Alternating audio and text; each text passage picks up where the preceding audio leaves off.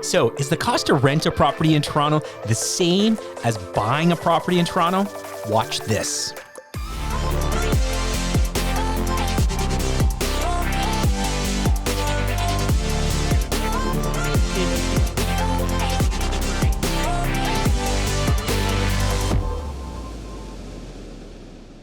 Hey everyone, Steve Kim here from Royally Paid Signature. On today's video, I really want to answer this question I get asked all the time. Steve, is it the same amount of money to rent a property in Toronto as it is to buy a property in Toronto? Well, here I want to share with you really what those hard and soft costs are from both a renter's perspective and a buyer's perspective. And then at the end of the video, you make the decision to come up with whether or not it makes sense for you to either rent or to buy. So let's get right into it. So as of November 2020, when this video is being filmed right now, the average rent in Toronto for a one-bedroom condo is $1,922.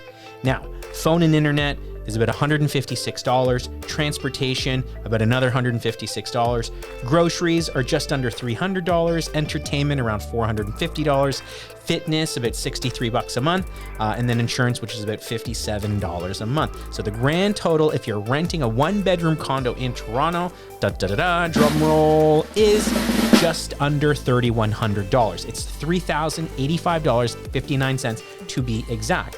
Now this figure came down slightly from my last YouTube video on how much do you need to live in Toronto. Check it out right there. Mainly due to the fact that the average one-bedroom rental from October 2020 to November 2020 in #this6 has come down about $100 on average. Now, the cost to own a property is taking into account that you've already saved the 5% down for the property and associated closing costs like land transfer tax and legal fees for a property priced about $500,000. Yes, you can actually buy a really nice condo in Toronto for $500,000. Now, so let's get right into the numbers. So you found that beautiful property in Toronto, it's $500,000. The mortgage payments per month at a 5-year fixed at 1.69%. Yes, I said 1.69%. People in the US are probably shaking their heads being like, what? What? Bro, what are you talking about, man? That's almost like free money. Now, 5-year fixed at 1.69% with a 25-year amortization, your monthly mortgage payments, principal and interest, are going to come in at $1,941. So the hard cost to rent that one-bedroom condo in Toronto is $1,922. Your mortgage payments on that $500,000 condo are $1,941.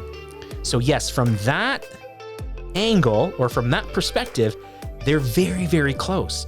But don't forget, you have other costs when you own a property, and I'm going to share them with you right now.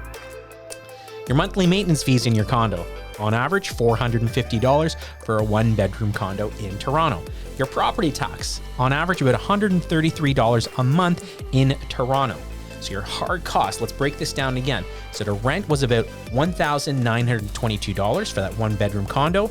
Now to own that property, you bought it $500,000 is now $2,524. The difference of $602.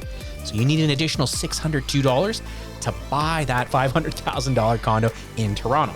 Now moving down the list, what about hydro? $60. Cable and internet, transportation around $156 each. Groceries, like I shared, just under $300. Entertainment around $450. Fitness about $63 a month. And then insurance around $57 a month. And don't forget home maintenance. A $500,000 condo, you should be setting aside about $200 a month for home maintenance.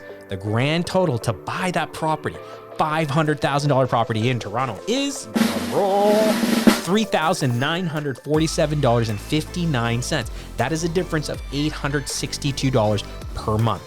Renting versus buying.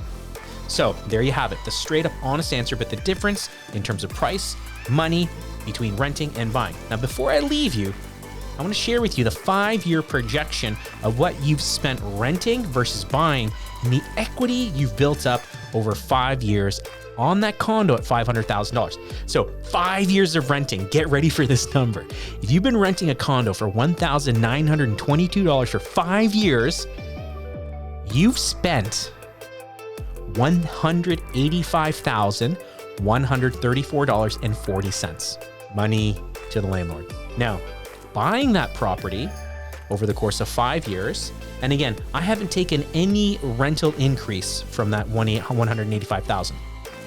Buying that property, 5 years, you've put into the property $236,855.40. Now, that difference is $51,721 you've spent more to buy the property than on renting. But, really big but is your mortgage balance after 5 years is now $395,281. So you've paid down your mortgage amount on your property. You now have about $104,000 of equity in your condo after 5 years if you've seen no appreciation whatsoever, none whatsoever. What I mean by that is your monthly payments has just chipped away at the principal on your mortgage.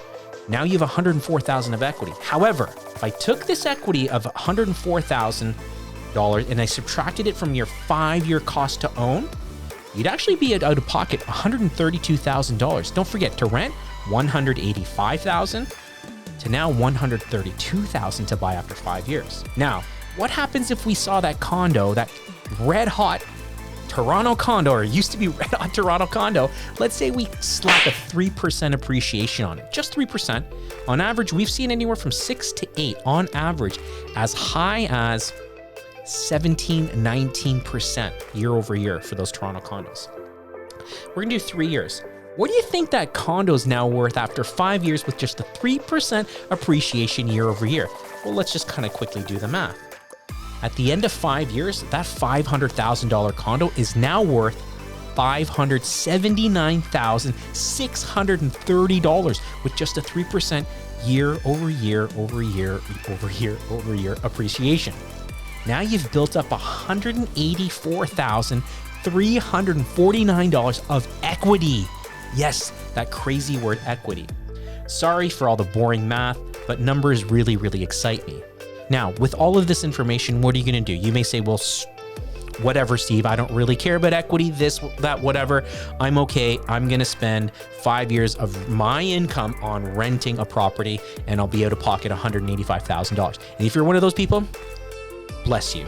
That is your prerogative. You do you. However, if that number scares you, you may want to talk to someone.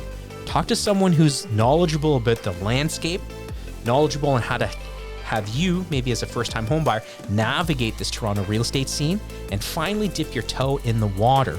Now, make sure that you have the associated closing costs set aside. It's not just straight, look, I have 5% down on $500,000, it's $25,000, and now you're off to the races. Don't forget, there are other costs you have to save for. Anyways, hope you found this episode useful. If you did, give me a thumbs up. Please put a comment down below. Please don't forget to hit that subscribe button and turn on that notification bell for all new videos. You know the drill. As always, be great, be kind, everyone. Take care.